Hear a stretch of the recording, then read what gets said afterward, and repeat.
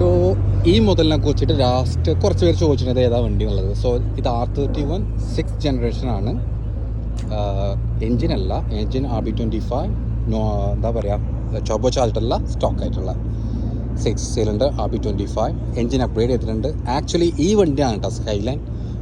R32 R35ക്ക് മുമ്പ് skyline എന്നുള്ള പേരിൽ കമ്പനി ഇറക്കിയത് ഈ വണ്ടിയാണ്.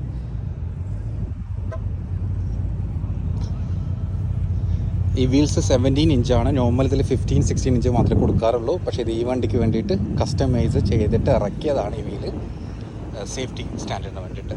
അപ്പോൾ അതുകൊണ്ടാണ് ലാസ്റ്റ് ഈ വീല് ഫെൻഡറിന് ടച്ച് ആവുന്നുണ്ട്, അതുകൊണ്ടാണ് ആ സൗണ്ട് വന്നിട്ടുണ്ട്. ടർബോ എന്നുള്ളത് നോക്കണ്ട. ഇത് 1984 ആണ് വണ്ടിയുടെ ഇയർ,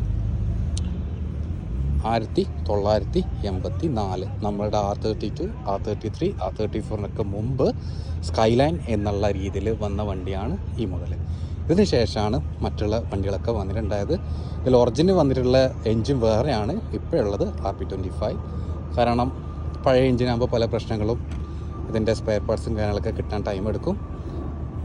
അതുകൊണ്ടാണ് ഓണർ അപ്ഗ്രേഡ് ചെയ്തിട്ടുള്ളത്. ബാക്കി വണ്ടിയുടെ ലുക്കും കാര്യങ്ങളൊക്കെ സ്റ്റോക്കാണ്.